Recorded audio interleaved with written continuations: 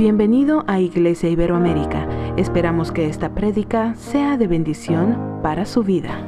Aproveche, saludo del que está cerca de usted, dígale Dios te bendiga, o qué bueno verte, o qué bueno que estás aquí, o qué bien te miras.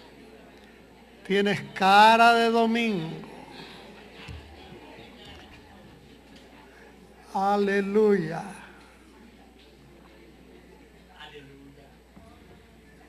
Les invito a que abran su Biblia en la Primera de Reyes, Antiguo Testamento.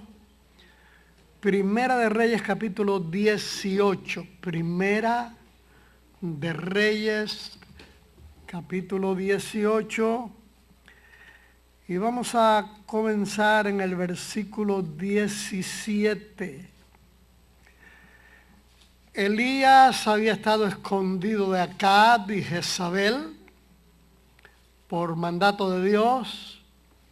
Ellos trataban de matarlo, lo buscaron por todos los lugares, Dios no permitió que lo encontraran, pero llegó el momento en que Dios le dice, vete y preséntate a Acab. Así que él va y se presenta a Acab, un rey perverso, un rey malo, que era dominado por su perversa esposa, que era una mujer extranjera, hija de un rey pagano, un error que cometió Acab de tomarla como esposa. Habían matado muchas personas, habían perseguido a los verdaderos profetas, y cuando Acab vio a Elías, le dijo, ¿eres tú el que turbas a Israel? Esta pregunta es muy interesante, hermano. Cuando se encuentra con Elías, le pregunta, el perverso Acab le pregunta al varón de Dios, ¿eres tú el que turbas a Israel? ¿Quién turbaba a quién?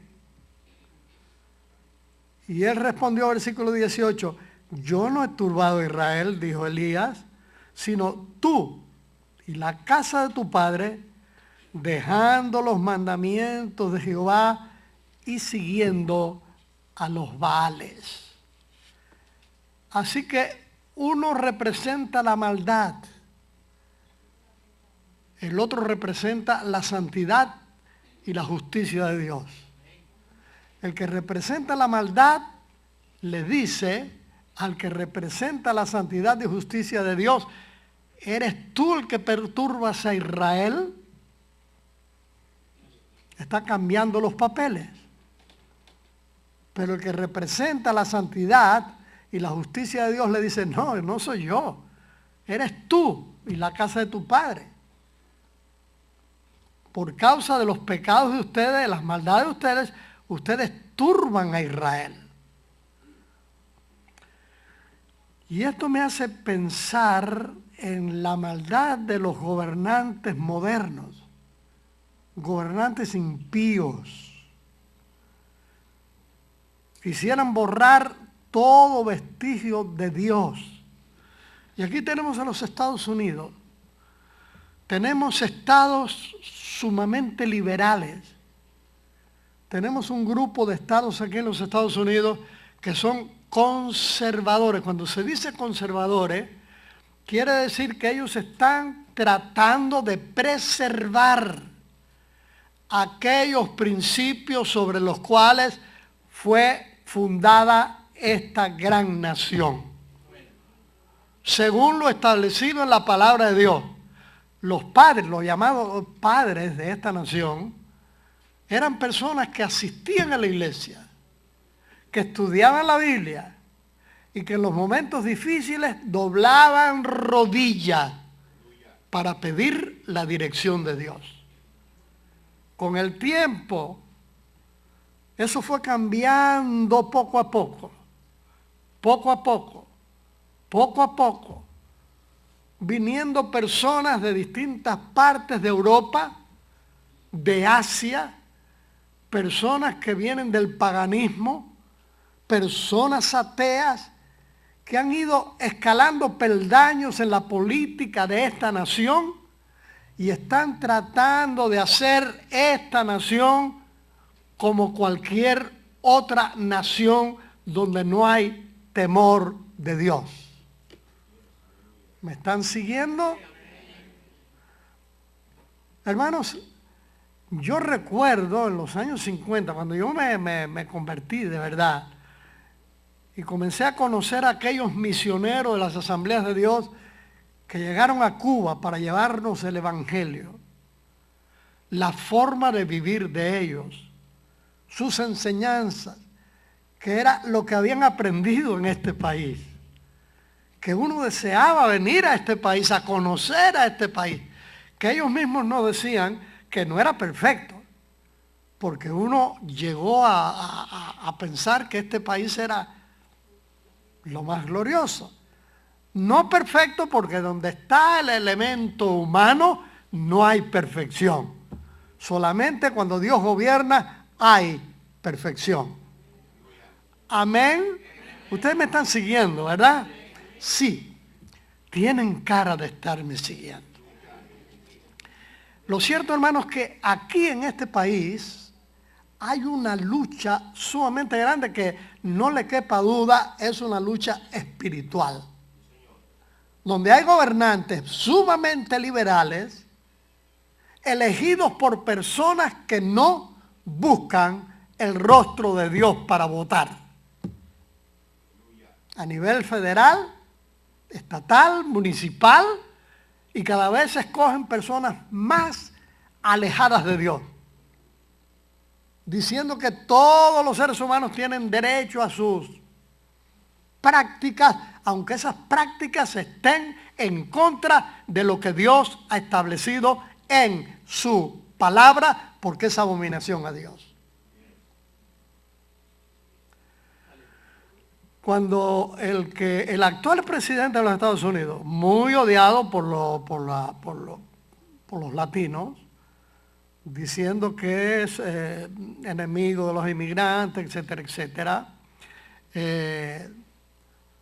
cuando él escogió a un vicepresidente, gobernador de un estado, cristiano practicante, él y su familia, todos los días, cuando se levantan, lo primero que hacen es doblar rodillas y tener un devocional en familia. Eso lo han llevado a la Casa Blanca, si usted no lo sabía. Montones de personas pusieron el grito en el cielo. Mira quién escogió. A un evangélico. Esa es la situación. No me he apartado de lo que comencé, Aquí tenemos a Elías y a Acab. Elías representa todo lo santo y justo, lo que a Dios le agrada. Acab, todo lo sucio. Eso es una lucha espiritual. Y esa lucha espiritual la estamos teniendo en este país. Y los cristianos evangélicos de este país no acabamos de aterrizar, hermanos, y darnos cuenta de que estamos en una lucha espiritual. Que no es demócrata y republicano. No. Es una lucha espiritual donde el mal quiere imponerse al bien. Y nosotros como cristianos tenemos que tener los ojos muy abiertos. Tenemos la Europa llamada cristiana. Esa Europa de donde salieron miles de misioneros para evangelizar a los paganos. Hoy en día esa Europa cristiana ya no existe. Porque esa Europa llamada cristiana está encarcelando pastores que no están de acuerdo con la vida que ahora se lleva en Europa, muy lejos de los principios que los habían llevado a ser grandes naciones porque eran temerosas de Dios. Y los Estados Unidos de donde salieron tantísimos miles de misioneros. Hoy en día, ¿en cuántos estados, hermanos, están tratando de cerrar iglesias y de quitar de todo aquello que sea, que pertenezca al gobierno, el nombre de Dios? ¿Usted sabe de lo que estoy hablando o no? Es la lucha espiritual entre el bien y el mal. ¿Hacia dónde se va a incluir la balanza? Mucho depende de la actitud que nosotros como creyentes tengamos para doblar rodillas y atar los poderes de las tinieblas que están tratando de gobernar esta nación y el resto de naciones que fueron naciones llamadas cristianas y que de cristianos hoy no tienen nada.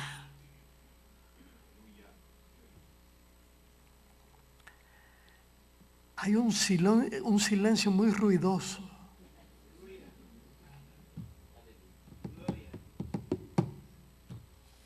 Seguimos leyendo. ¿Y dónde estamos leyendo?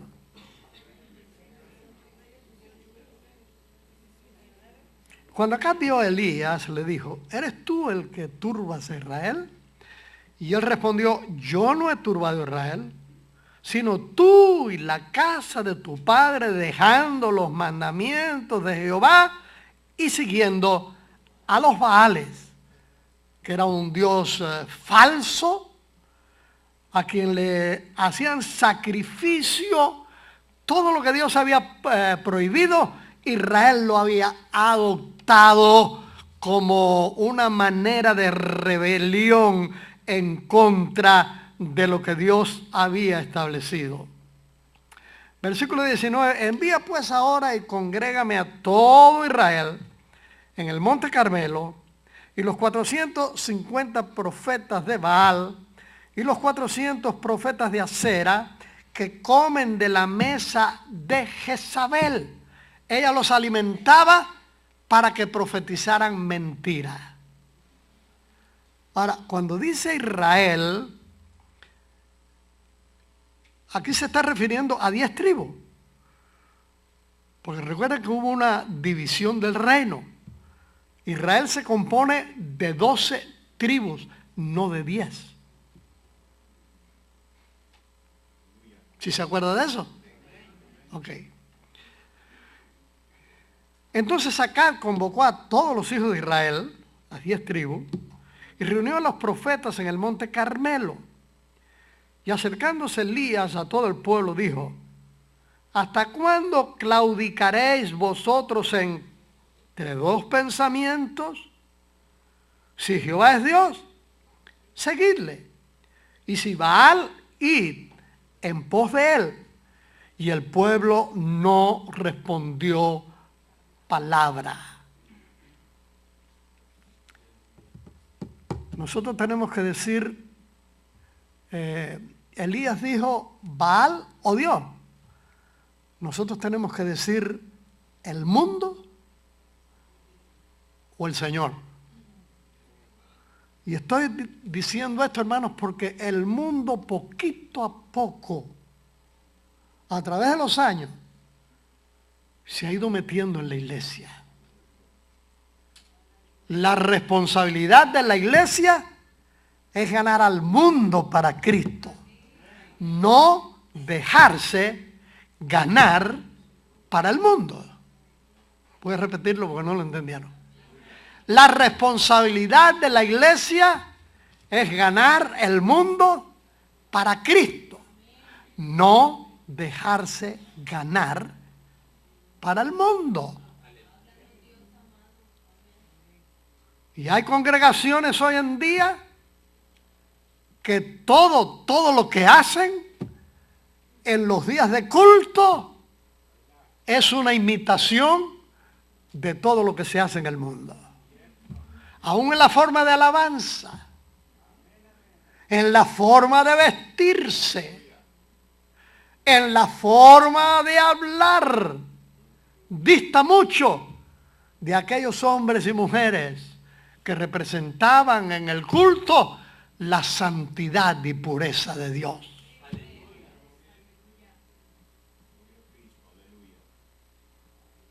Claro, esta iglesia es la excepción.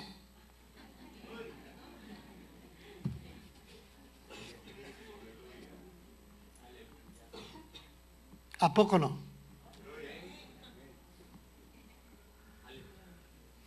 Aleluya. El mundo o Dios. Recordemos que Jesucristo dijo que no se puede servir a dos señores. La iglesia moderna se ha adaptado al mundo. Y la iglesia del Señor no se puede dejar influenciar por el mundo, sino que la iglesia del Señor debe ser una influencia para el mundo, para atraerlos y que se conviertan al Señor Jesucristo. Algunos me han dicho, porque en la forma, por ejemplo, la forma de alabanza, la forma de vestirse, es que uno tiene que atraer, sobre todo a los jóvenes, hay que atraerlos. Y como ellos están acostumbrados al rock and roll y a todas estas cosas, pues la música de la iglesia se tiene que adaptar.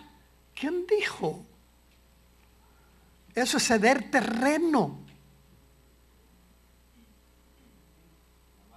No nos podemos adaptar a la forma del mundo para atraer, porque vamos a estar dentro del mundo y no separados del mundo. Y si nos dejamos atraer, no vamos a ir al cielo. Porque nosotros tenemos que vivir de acuerdo a cómo se vive en el cielo. Me doy cuenta que me están siguiendo. Vamos a hablar ahora leer un poquito más para hablar del altar en ruina. Versículo 22, Elías volvió a decir al pueblo, solo yo he quedado profeta de Jehová, más de los profetas de Baal hay 450. Me adelanté, ¿no?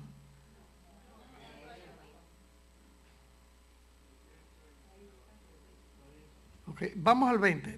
Entonces Acab convocó a todos los hijos de Israel y reunió a los profetas en el monte Carmelo. Y acercándose Elías a todo el pueblo dijo, ¿hasta cuándo claudicaréis vosotros entre dos pensamientos? Si Jehová es Dios, seguidle. Y si Baal, id en pos de él. Y el pueblo no respondió palabra. Y Elías volvió a decir al pueblo, solo yo he quedado profeta de Jehová, más de los profetas de Baal hay 450 hombres. Désennos pues 2 bueyes. Y escojan. Déjenme detener un momentito aquí, hermanos, porque cuando uno está pasando como creyente un estado depresivo, quizás porque está siendo perseguido, las cosas no salen bien, y uno está en un estado depresivo, a uno le parece que la única persona que está sufriendo por ser cristiano es uno. Pero no es real. Somos muchos los que estamos metidos en este problema por seguir a Cristo. No solamente el diablo nos persigue a nosotros, a todo verdadero creyente, él lo persigue. Así que no estamos solos. Elías llegó a pensar que solo él quedaba. Todos estaban muertos. Dios después, más adelante, le dice, no, yo me he reservado, ¿cuántas rodillas? ¿Cuántas? 7,000 rodillas que no se han doblado a Baal. Pero él creía, porque estaba deprimido, que solamente él. Y Elías volvió a decir al pueblo, versículo 22, solo yo he quedado profeta de Jehová, más de los profetas de Baal hay 450 hombres. Désennos pues 2 bueyes y escojan ellos uno y córtenlo en pedazos y pónganlo sobre peña, pero no pongan fuego debajo, no hagan trampa. y yo prepararé el otro buey y lo pondré sobre la leña y no voy a hacer trampa y ningún fuego pondré debajo. E invocad luego vosotros el nombre de vuestros dioses y yo invocaré el nombre de Jehová y el Dios que respondiere por medio de fuego, ese sea Dios. Y todo el pueblo respondió diciendo, bien dicho. Entonces Elías dijo a los profetas de Baal, escogeos un buey, preparadlo vosotros primero, pues que sois los más. Invocad el nombre de vuestros dioses, porque además de Baal tenían otros dioses, mas no pongáis fuego debajo. Y ellos tomaron el buey que les fue dado y lo prepararon e invocaron el nombre de Baal desde la mañana hasta el mediodía, diciendo, Baal, respóndenos. Pero no había voz, ni quien respondiese. Entre tanto ellos andaban saltando cerca del altar que habían hecho. Y aconteció al mediodía que Elías se burlaba de ellos diciendo, gritad en alta voz, porque Dios es. Quizás te está meditando, o tiene algún trabajo, o va de camino, tal vez duerme, hay que despertarle. Elías burlón. Y ellos clamaban a grandes voces y se sajaban con cuchillos y con lancetas conforme a su costumbre, hasta chorrear la sangre sobre ellos. Pasó el mediodía y ellos siguieron gritando frenéticamente hasta la hora de ofrecerse el sacrificio. Ya tarde, pero no hubo ninguna voz, ni quien respondiese, ni escuchase, porque solo hay un Dios verdadero que sí escucha el clamor de su pueblo. Entonces dijo Elías a todo el pueblo, acercaos a mí. Y todo el pueblo se le acercó. Y él arregló el altar de Jehová que estaba arruinado. Déjame detenerme aquí un tantito. Dios le dio a Israel un lugar para celebrar los sacrificios. Primero fue en el tabernáculo. Después, cuando Salomón construyó el primer templo, era el único lugar oficial dado por Dios para ofrecer sacrificios. No había otro lugar. Pero cuando se divide el reino, ¿quién dividió el reino? Hubieron dos personas que fueron culpables. Primero, Roboán, el hijo de Salomón, un hombre joven, poco vanidoso, tonto. Él fue a pedir consejo a sus amigos de infancia, jóvenes como él, que le dijeron que si Salomón había puesto una carga grande de impuestos sobre el pueblo, que le dijera al pueblo que él iba a ser más fuerte que su padre, que les iba a poner más carga. Y naturalmente esto enojó al pueblo. Entonces Jeroboam, uno es Roboán, hijo de Salomón, de la tribu de Judá, el otro es Jeroboam, de otra tribu, que había sido siervo de Salomón y que había huido de Salomón. Parece que hizo algo malo, Salomón lo iba a castigar y se fue a Egipto. Cuando se entera de que Salomón había muerto, pues dijo, a río revuelto, ganancia de pescador. Y va y se presenta al pueblo y comienza a ponerlo en contra de la casa de David. ¿Qué tenemos nosotros que ver con el hijo de Isaí, que fue el padre de David? Vámonos. Y se lleva 10 tribus con él. Se van al norte, se van primero bueno, se me olvidó ahora. Y se los lleva a Samaria. Construyen en Samaria el reino, 10 tribus, y como no tenían sacerdotes, construyen un templo y ponen sacerdotes que no descendían de Aarón, el hermano de Moisés, como Dios había establecido. Así que todo lo que ellos hacen es contrario a lo que Dios había establecido. ¿Conocían la historia? La mayoría creo que no. ¿Cómo conocerla? Leyéndola.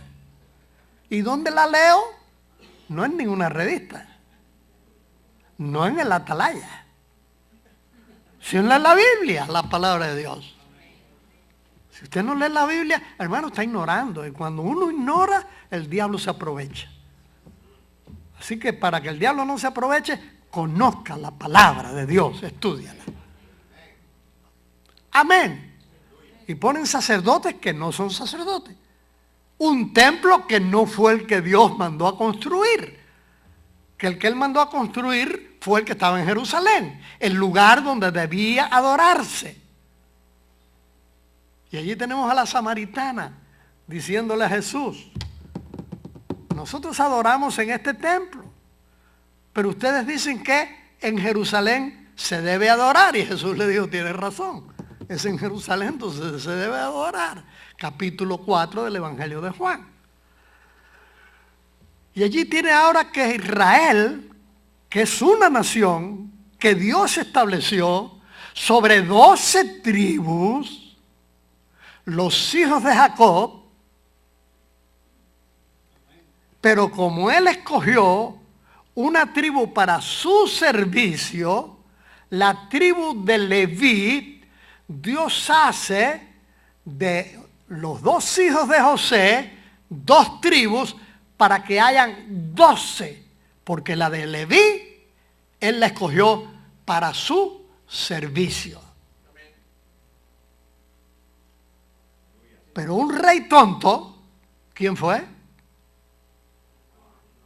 Roboán, hijo de Salomón, y un pillo, Jeroboán, dividen el reino. Todas las divisiones, hermanos, las aprovecha el diablo. Hay una máxima que dice, y que se usa en el ejército: divide y vencerás. ¿Cuántos lo sabían? ¿Quiere vencer? Divida. Eso fue lo que hizo el diablo en el huerto del Edén. ¿Por qué no pruebas esa fruta? Porque Dios dijo que no. Y allí el diablo echa a pelear a Eva con Adán y echa a pelear a Eva con Dios. Y después Adán está separado de Dios por culpa de Eva. El diablo logró lo que quería: dividir. Y Dios tiene que echar a Adán y Eva del huerto del Edén por causa del pecado. Donde el diablo logra dividir en una familia, esa familia se va a la ruina. Cuando el diablo logra dividir en una iglesia, la congregación, esa congregación se va a pique. Toda división viene de parte del enemigo, porque Dios nos quiere. ¿Me están siguiendo? Somos la iglesia. Y la iglesia es el cuerpo de Jesucristo. Y como cuerpo de Jesucristo tiene que estar unida, no desunida. Y allí tenemos el caso de la iglesia en Corinto, que Pablo tiene que regañar fuertemente. Porque unos decían: yo soy de Apolo, yo soy de Pedro, yo soy de Pablo. Y Pablo pregunta: ¿está dividido Cristo? En ninguna manera. ¿Hay división en la iglesia iberoamérica? Espero que no. Y si alguien se deja usar por el diablo para dividir en la iglesia, que el Señor lo reprenda.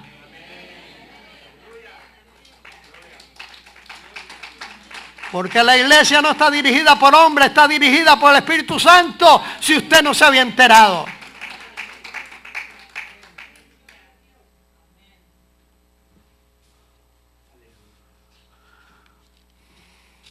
Escojan ellos, ¿dónde me quedé? ¿En el 30? Me quedé en el 30. Entonces dijo Elías a todo el pueblo, acercaos a mí, y todo el pueblo se le acercó, y él arregló el altar de Jehová que estaba arruinado. Ahora, había un altar en ese lugar, en un monte, dedicado a Jehová. Pero en ese mismo lugar habían otros altares dedicados a Baal, a la diosa de Acera y a otros dioses falsos. Y la gente subía según el dios de su preferencia a rendirle culto y ofrecer sacrificio, quemando un animal, etc. Y algunos quemaban a sus propios hijos, si usted no lo sabía. Sin embargo, ya nadie sacrificaba en el altar a Jehová. Habían dejado de sacrificar allí de tal manera que estaba destruido. Ahora piense usted en esto. El corazón de cada creyente, hombres y mujeres, tiene que ser un altar donde nosotros estemos sacrificando nuestra vida constantemente. Cuando se descuida el altar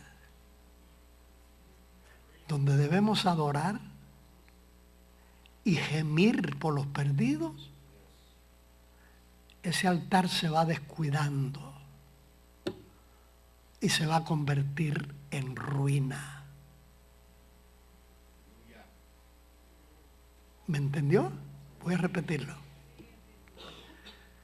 Nosotros tenemos un altar y hay un coro que dice, haz de mí un altar en cada... Creo que es como el arca de Noé sobre las aguas, se movía por el soplo de los vientos. Y aquellos muy contentos. ¿Cuántos saben el coro? Los otros, yo creo que el jueves lo cantaron aquí. ¿No saben de qué estoy hablando? Y después dice el coro, haz un altar en cada corazón. Cada corazón de cada creyente, hombres y mujeres, debe ser un altar donde debemos estar adorando a Dios constantemente y ofreciéndole sacrificios de alabanza.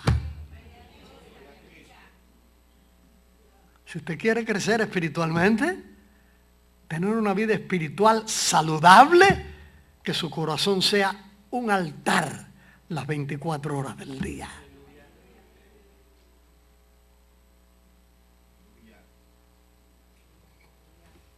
Aleluya.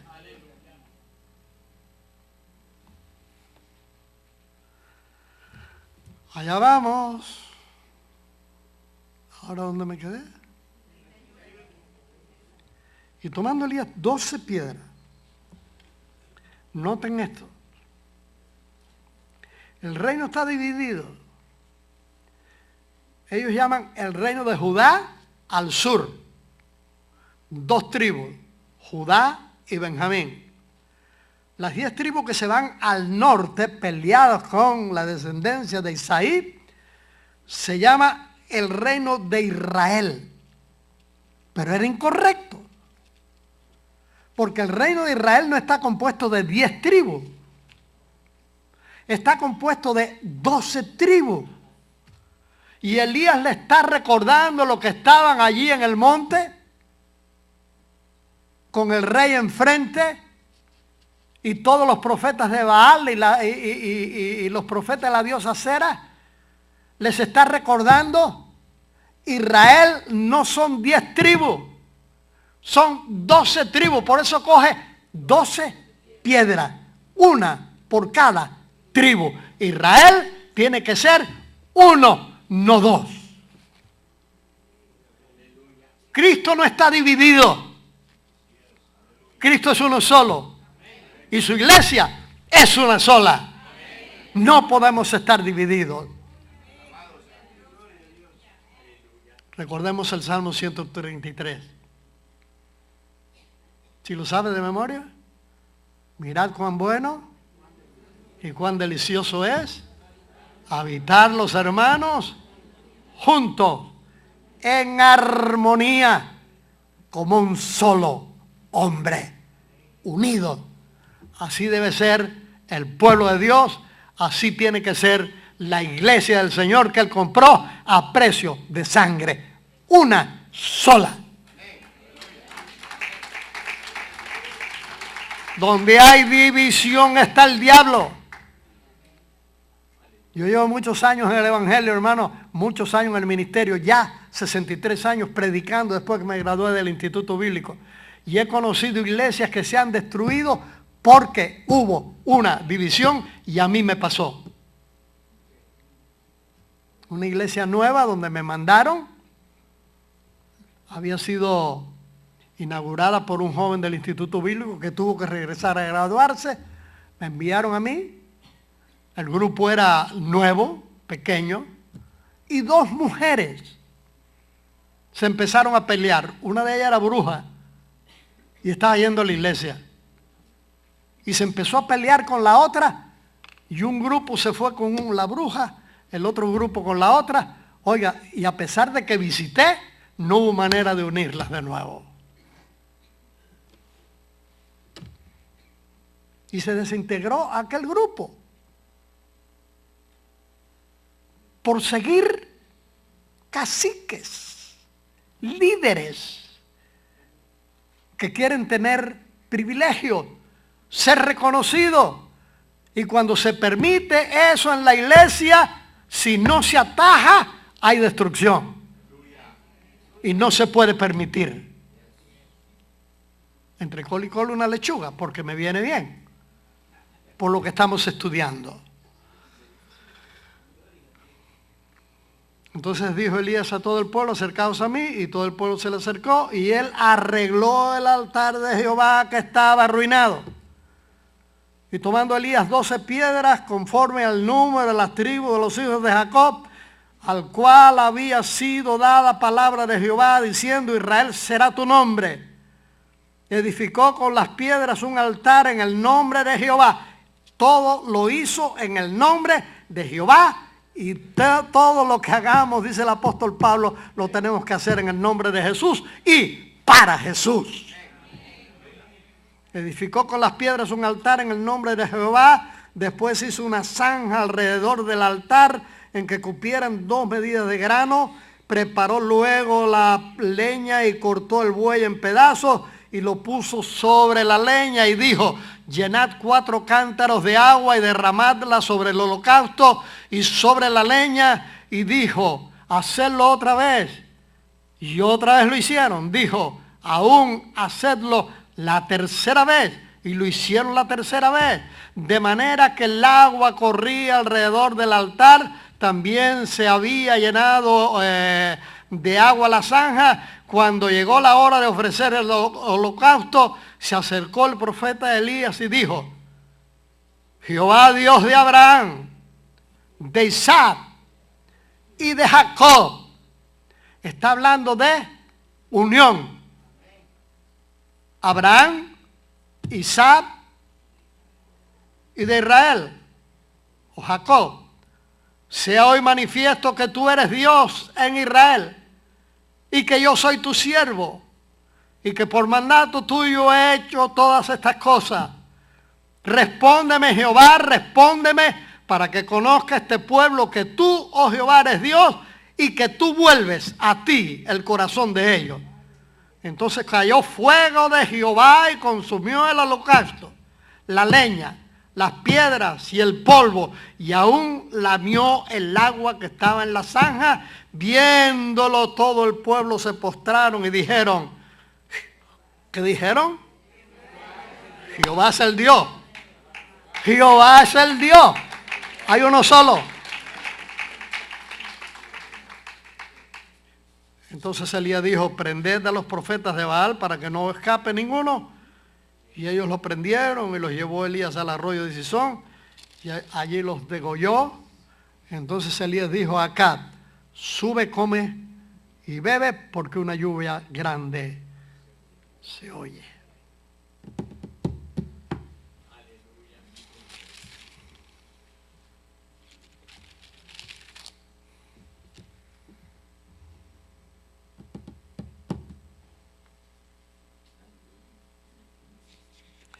Ni la torpeza, hablando del hijo de Salomón, Roboam, ni la ambición se puede permitir en la iglesia, pues la iglesia es el cuerpo de Jesucristo y Él es uno solo.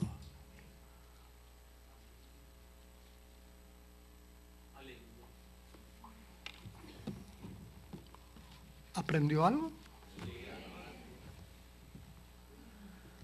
Nosotros tenemos que cuidar, hermanos, en primer lugar, nuestra condición espiritual delante de Dios. Estaba viendo una foto, tengo en la oficina y estaba tapadita y la saco, y fue de un retiro de varones del 2010 de esta iglesia. Y comencé a mirar las caras de los varones que fueron. Y hay varias caras que desaparecieron de aquí.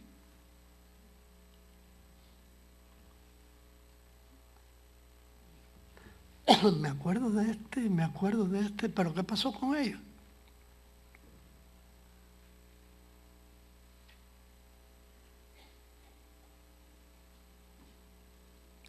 Y si nos ponemos, aquí hay una mente privilegiada, la mente de Humberto González, Dios lo bendiga.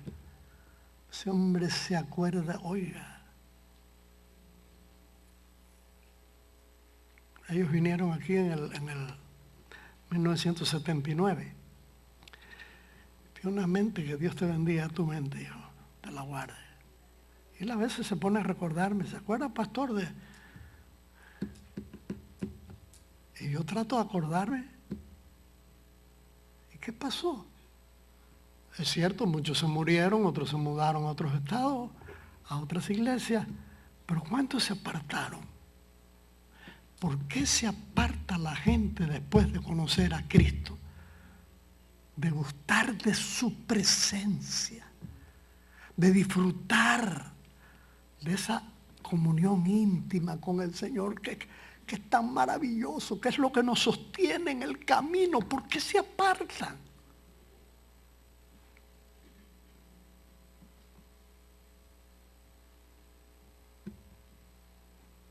¿O es que no estaban bien convertidos? Es que algunos están en la iglesia y no están bien cocinados, están sancochados solamente.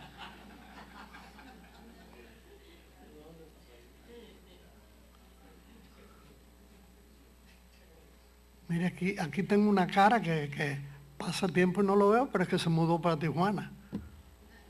Pero aquí aterriza cada mes. Y está siguiendo al Señor y está evangelizando y sigue evangelizando. Hermanos, cuando uno renuncia al mundo y recibe a Jesucristo como su Salvador personal, es para no apartarse nunca, pase lo que pase. Yo sé en quién he creído y nadie me va a apartar del amor de Dios, como dice Pablo en Romanos capítulo 8. ¿Quién nos apartará del amor de Cristo? Y da una lista: tribulación, persecución, cuchillo. En ninguna manera. Porque ahora antes andaba en la mentira, pero ahora conocí la verdad y nadie me va a apartar.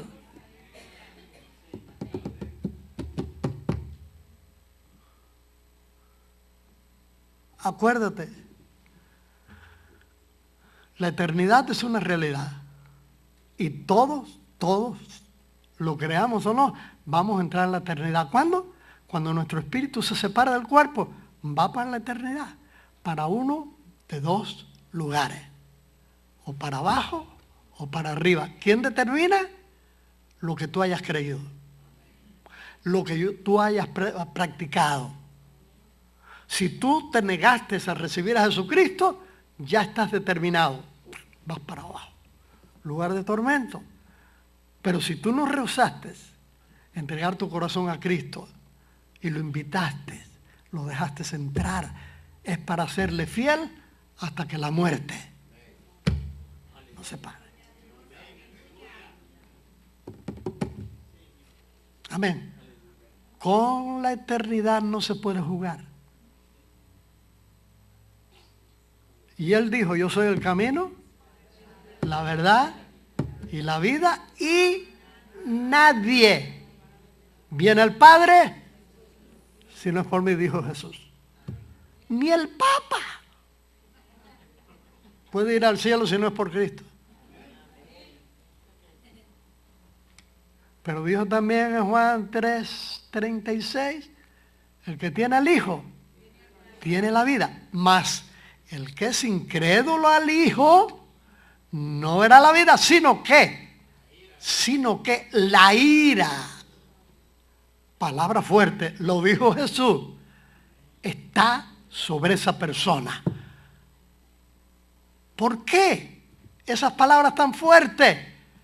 En primer lugar, porque el Padre nos envió al Hijo, tremendo sacrificio.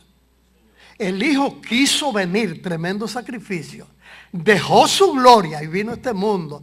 Tomó un cuerpo humano para ser uno semejante a nosotros y saber lo que nosotros pasamos y tener misericordia de nosotros y ser nuestro pariente redentor y llevar nuestros pecados, nuestras maldades, nuestras enfermedades, nuestras dolencias, todo eso, y prepararnos el camino para tenernos con Él en la casa del Padre. Y si uno no es capaz de apreciar eso, la ira de Dios está sobre uno.